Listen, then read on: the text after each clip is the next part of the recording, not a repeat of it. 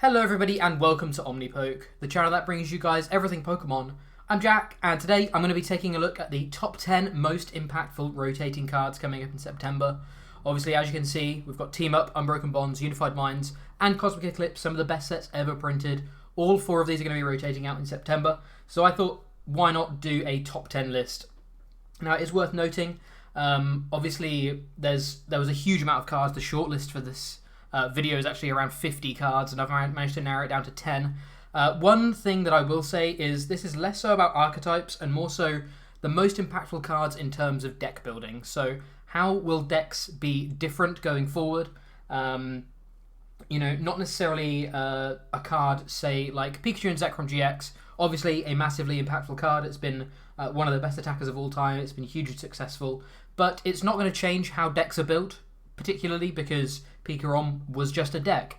It's not going to Lightning decks won't change to accommodate for PikaRom. They just won't exist anymore. PikaRom decks won't exist anymore. So, this is going to be more about the cards that change how deck building is going to be, as opposed to necessarily the top 10 most impactful cards ever. So yeah, that's just something to keep in mind in terms of this top 10 list.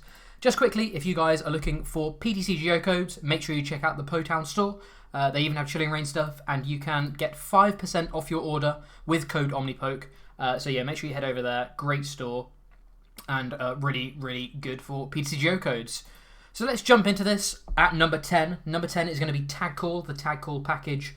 Obviously, Tag Call was the backbone, but we had all the tag team supporters, Guzhala, Malolana and Sinlin primarily were the big three. All three of these have seen huge amounts of play, and in general the Tag Call engine has been fantastic.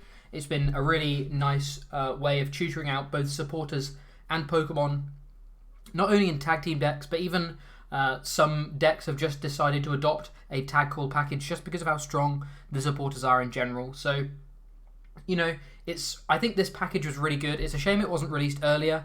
It's a shame it wasn't until Cosmic Eclipse that it was released, because I think if we'd had this earlier on, we could have seen some really interesting tag team supporters come out. I think it was really nice being able to tutor out supporter cards, especially when they weren't discard draw 7. They were more complex, searching for specific cards, literally most of them having some kind of tutor effect, as well as healing here, some VS Seeker style effects there.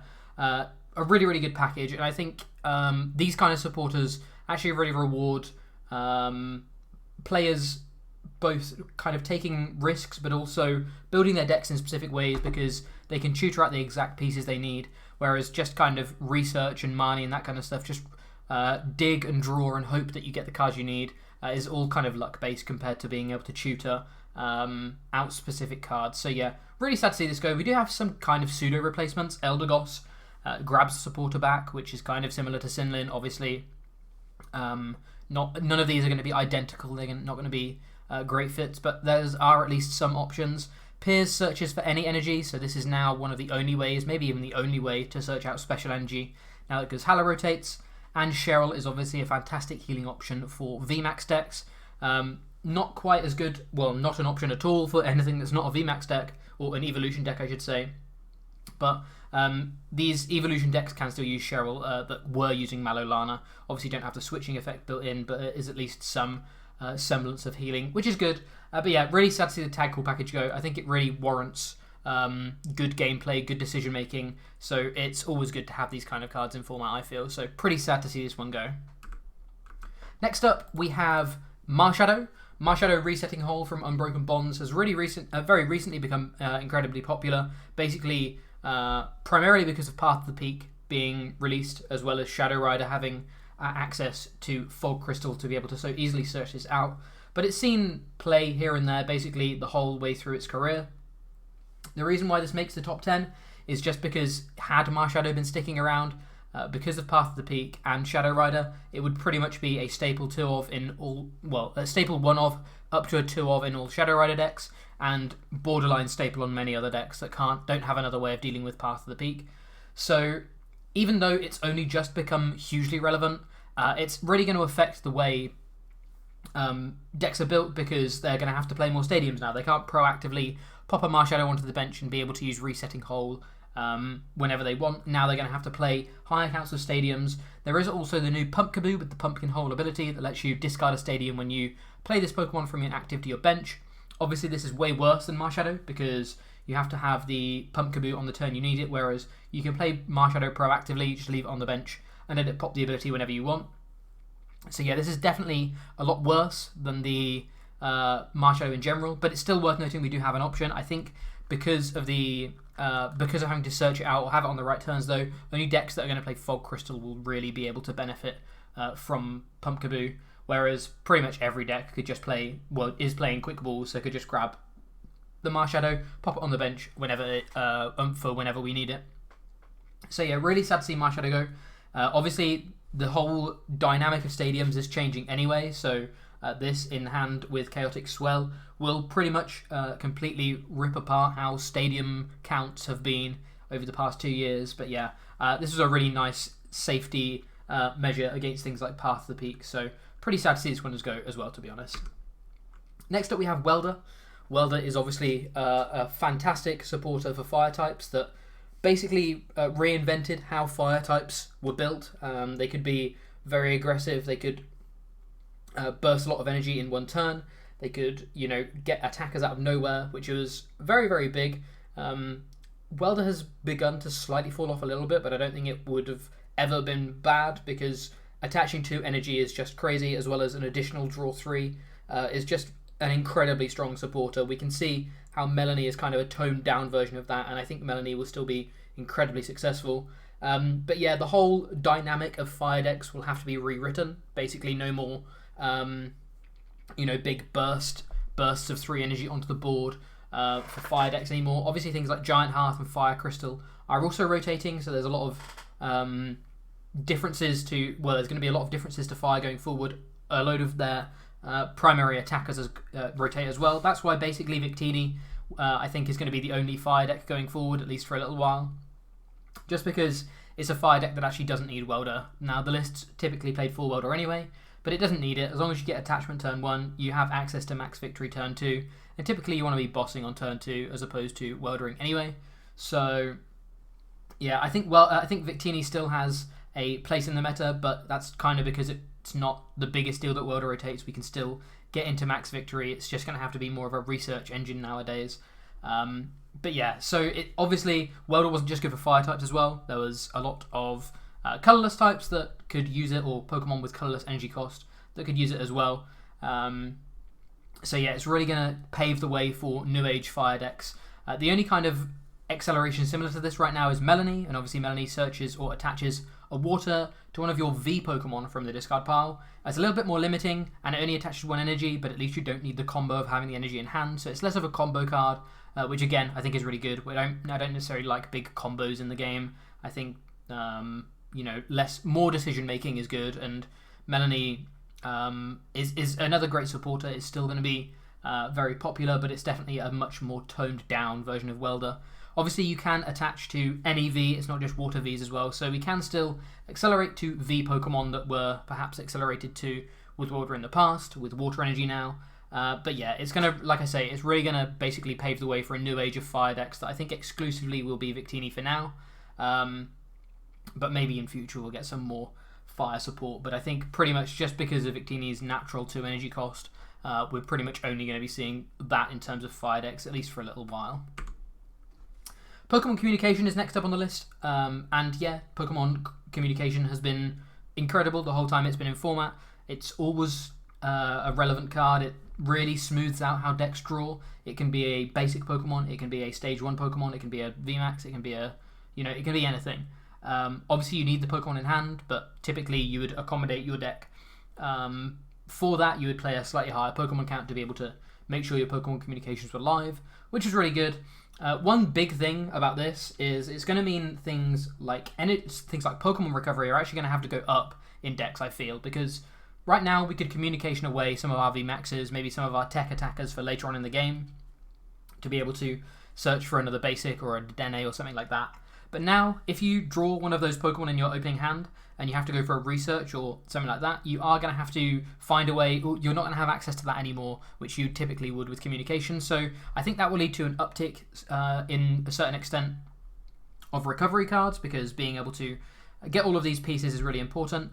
Obviously, we do have plenty of search still. Evo Incense and Quick Ball are both fantastic cards. They're both very, very strong, but they're both a lot more limiting than Com, and whilst Com was more of a combo card, you needed an additional piece to use it. I think having the flexibility of being any Pokemon you want was very, very useful, especially given that you could also, like I say, recover pieces or protect pieces in the early game when you're going to be digging and drawing as well. So really sad to see Com go. Com would be one of those cards that I would love to just be evergreen if we had an evergreen set. I think it's just a very, very healthy card for the game to help everyone get into their strategies and be able to get the Pokemon they want as quickly as possible and as efficiently as possible. So yeah, Com is a great card, and definitely going to be a big impact to some of the VMAX decks that are probably going to have to go to the full 4 count of Incense now just to guarantee searching for those VMAXs on turn 2. Chaotic Swell is number 6, and Swell is just an incredibly powerful card. It's kind of completely written off the whole idea of any Stadium Wars since its inception. Being able to bounce essentially 2 stadiums for the price of 1 is huge. It's actually led to pretty much not many decks running Stadium. Giant Hearth is one of the biggest stadiums outside of Swell right now, just because that stadium again is so strong. But a lot of stadiums, things like Training Core, even Viridian is only just starting to navigate its way back into the format, just because it's not worth trying to counter Chaotic Swells. They eat up too many turns, and with the game lasting such a short amount of time, you can't waste 2 turns trying to bounce a Swell and finally getting your stadium into getting your stadium into play to be able to use it. So yeah, it's really unfortunate that Swell comes or leaves at a time when Path to the Peak arrives, because Swell, in addition to Marshadow, was a fantastic answer to Path to the Peak. Both of these really gave some insurance against Path to the Peak that you couldn't just be crumbed with them, which is unfortunate. I think it would be really good if we were able to keep one of these options maybe in some more balanced way. I would much rather see Marshadow than Swell in general. But at least Swell was a check to Path to the Peak. Now you're just going to have to run more stadiums to be able to counter Path to the Peak, along with certain decks maybe running Pumpkaboo, just to be able to not get locked into Path to the Peak, plus a Marnie or Paralysis or anything like that, which is just not going to be fun at all. On the plus side though, it does open up Stadium Wars again. Stadium Wars are a huge part of this game, and they've basically been non-existent, like I say, since Swell's release. And things like Training Core, a fantastic stadium, getting you passive energy back every turn, in many, many formats would be a staple in many decks, but just because Swell existed kind of meant that it was just put to the sideline for now. So now we can finally see some Stadium Wars come back into the format. It's going to make deck lists a bit tighter, because these stadium counts are going to have to go up, which is going to mean maybe less tech options and that kind of thing. So all of these have like very far-reaching implications. Swell disappearing means that less techs will go into decks, because more cards, more spaces have to be dedicated to stadiums, that kind of thing. You can see how all of these different things will affect deck building pretty massively, to be honest. So yeah, really unfortunate that it's come at a time when Path to the Peak is just coming into Inception, is actually a very, very strong card, but at least we will potentially be able to see some of these cooler stadiums that otherwise have been pretty much written off because of Swell. And they're going to have to be in high counts anyway, just to be able to counter Peak. So yeah, we're going to see a lot more stadiums, I think, come post-rotation. Mew is our number 5 spot, and this is going to be a huge one. Bench Barrier is an ability that I think we will inevitably get back again, especially with how strong some of these Rapid Strike Pokemon are. But right now, we know that we're not getting Bench Barrier, at least for the foreseeable future. The first potential reprint of Bench Barrier would be in the Celebration set in October, so we're at least having sort of a month with no Bench Barrier, which is going to mean that Rapid Strike Urshian, Zeraora, and many other snipers can basically reign free on whatever they want in terms of your bench, which is going to be quite scary, to be honest. Both of these two Pokemon are hugely impactful. They're very, very strong. It's going to really push a lot of single prize archetypes still pretty much away from being top tier, just because you're going to have basically 3 of your single prize out at once just to not get caught up in the sort of aftermath of a G-Max Rapid Flow. Just taking out, early basics, early stage ones, that kind of thing. So that's always going to be a natural counter, which is a bit scary and a bit unfortunate for one prize decks, as obviously ADP is finally leaving. Maybe it looked like it was finally their time, but I think Rapid Strike is the next big gatekeeper. So yeah, it's pretty unfortunate. Obviously things like Dedenne will rotate, but things like Crobat, Kricketune, and Eldegoss, all of them have 180 HP, which we know is well within range for Rapid Strike, Urshi, and Zeraora now. And now there's no protection from bench barrier. There are going to be a lot of games that just close out very quickly from Rapid Strike decks because of that. So yeah, it's going to be hard to manage that. Like I say, I don't think decks in particular will be able to do much about it. I don't think they're going to be able to adapt too much. I think the biggest adapting thing for these decks will be that one prizes just aren't particularly viable. At least multiple stage ones. Maybe basic ones that don't have a huge energy cost can find a place, but typically your opponent will be able to take multiple prizes in a turn against you, which is going to be rough. Mew has kind of been in the format this whole time and very relevant this whole time because PikaRom was about as soon as it was printed, so it's never really been bad, but I think it is probably at one of its peaks right now just because Zeraora and Urshifu are so strong. So yeah, there's no real there's no real option for Mew until we get a reprint.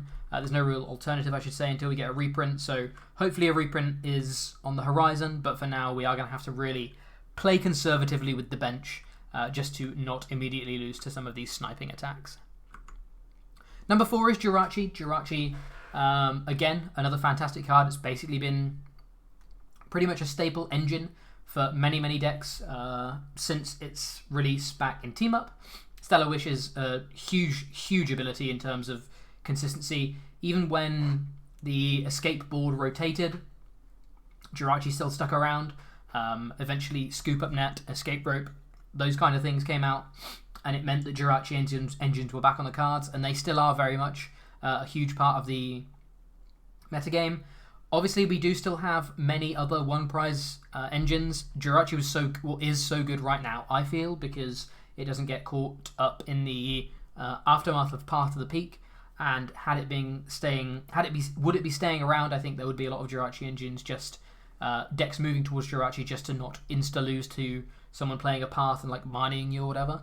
But we do still have options. Cincino and Inteleon both have proved their worth over the past couple of months. Cincino in particular, but Inteleon quite recently has become a more popular engine, and I don't see that changing because I don't see Path of the Peak counts going down particularly. So there will definitely be decks that are trying out Cincino and Inteleon engines in future, and I think that's, again, a pretty good thing. I actually do like these engines, but the unfortunate thing is these take multiple turns to set up. You can just play a Jirachi down and immediately get consistency value from Jirachi, whereas Cincinos take 2 turns, Inteleons take at least 2 turns, sometimes 3 turns if you're getting into the Inteleon to shady dealings. They take multiple turns to set up, so they're not immediate payoff, and you typically can't use multiple of them in a turn. Multiple of the same one in a turn, so you're going to have to dedicate more bench space to them as well, whereas you can just cycle the same Jirachi or the same couple of Jirachis over and over again, which obviously is something that we can't do with Cincino or Inteleon in that same turn at least. So it's going to be a very different way of dealing with Path of the Peak. I think Jirachi is one of the all-time best consistency cards we've seen, and we're not going to be able to do these crazy combo turns where you can Jirachi 3, 4, maybe even 5 times in a turn to draw a load of cards. It's going to have to be a little bit more decision-based, discarding cards you don't need or searching for tutoring out specific trainer cards, which again, I think is all good.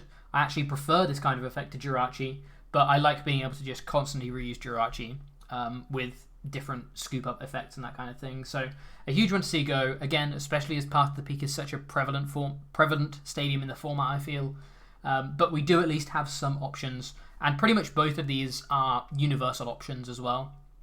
We've seen both of these support archetypes with many different attackers throughout the format, so both of them we know work, but yeah, Jirachi is no more, unfortunately.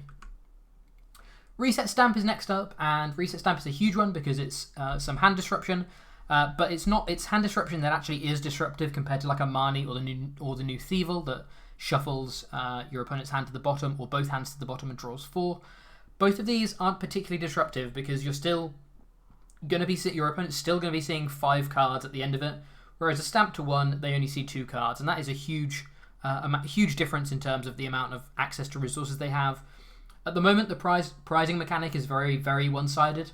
When you take a knockout, you take some of your opponent's resources off the board. You also take prizes, so you get some more resources for yourself.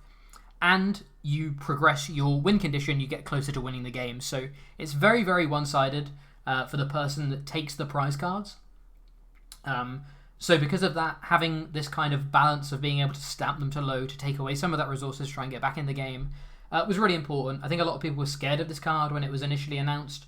But I think it's turned out that it's been one of the best cards out there. It also rewards good gameplay in terms of trying to stamp proof yourself, using resources that are not going to be useful off of stamps later on. So, and in general, I think it's a very, very healthy card for the game, being able to introduce counterplay, as well as being able to introduce some kind of getting back into the game and that kind of thing. Marnie and Thievel really don't do that. Thievel is probably not going to see much play outside of some kind of Sander deck anyway. But Marnie, we know, is going to be played. It's one of the strongest supporters right now. But it doesn't really... It's unfortunate because it's not a great draw supporter. It's not a great disruption supporter. It's just what we have, and what we have is very good.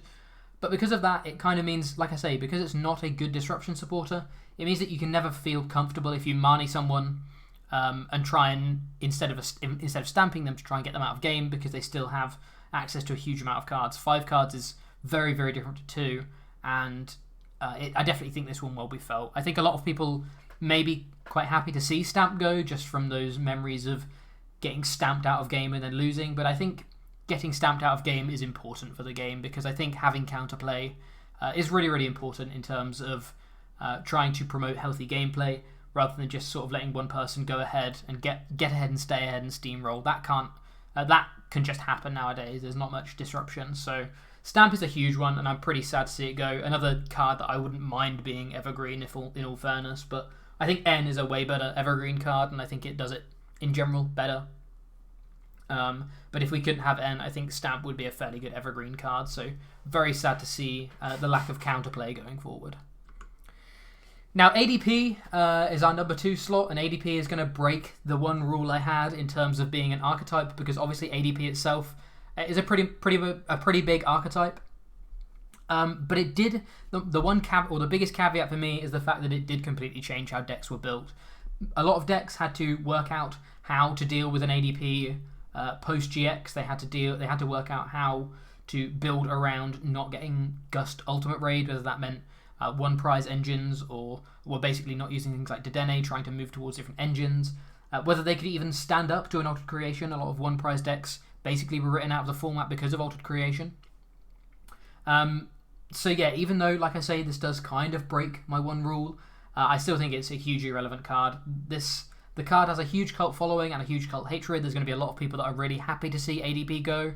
And it will definitely change the landscape of decks going forward. It gained a fantastic attacker in Zacian, and Zacian I don't think is going anywhere. Intrepid Sword is too strong of an ability to really contest with, and Brave Blade in combination with Metal Sources is still going to be very good, just as a tempo attack, especially going against some of these evolving Vs. But at least there's going to be no multiple prizes anymore, which I think a lot of people were kind of sick of.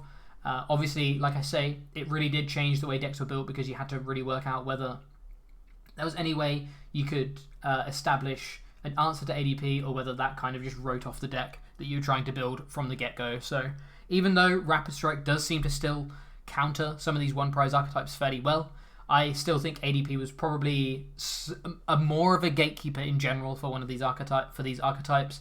So I think there's maybe a bit more of a chance for these one prizes to at least be in the format. But yeah, like I say, ADP was just colossal for the game. It's one of the best attackers ever. Well, it has one of the best attacks ever printed in Altered Creation. And yeah, we've just seen how strong this is. One quick note as well, Moorwild rotates. Moorwild definitely doesn't make it onto this list normally, but the biggest reason I'm pointing this out is basically because people won't necessarily build their decks differently because of Moorwild, but they will play their hands differently because of Moorwild. Before, you had to really think about whether you wanted to keep some of these Pokemon like the Dedenne, Crobat, Elderos in hand, because they could just be Captivating Wink and you could lose all of the effect of them. Now that's not going to happen. You can't have these Pokemon sniped out of the hand anymore, so you can always get these effects if you want them.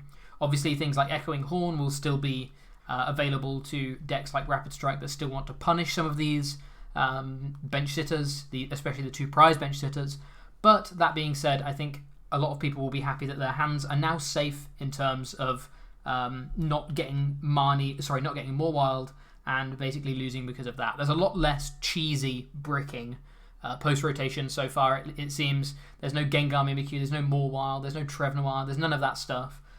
There is still Marnie, and Marnie will be played in droves, so we do still have to deal with that, but I think that's a little bit less painful than something like a Captivating Wink or a Trevnoir or a Gengar Mimikyu horror housing you and just cheesing you out of the game. So yeah, that's just a quick note about Mawile.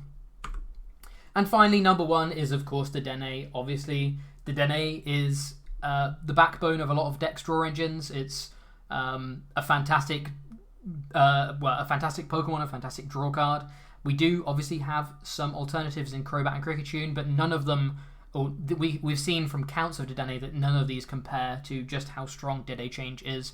Being able to dump and draw 6 without using Supporter is crazy, and in combination with being able to use this over multiple turns, along with things like Research, we can draw a hell of a lot of cards by turn 2. You can be like sub 20 cards in certain situations by turn 2, which is mental. I think that's too aggressive in terms of draw. I would like to see more passive draw, and I think Crobat and Kricketune do that really well. I do think Crobat counts and Kricketune counts will go up slightly. They do have to account for part of the peak, but there will be definitely a big absence of draw from a lot of decks because Dedenne Change is rotating. I think the biggest thing will just be decks will feel a lot slower. I don't think this will necessarily slow down the format because I still think things like Research keep the tempo of the format up, and that it's never going to be, drawing 3 per turn is kind of all you do for a turn in a lot of situations. But it's definitely going to slow down somewhat, and I think decks already feel that, especially combo decks and decks that really look to dig heavy in the early turns. Moving more towards Crobat and Kricketune will definitely slow those down. But yeah, Dedenne's obviously been good ever since it was released. I think everyone knows how good this is. I think a lot of people are pretty happy to see this one go as well.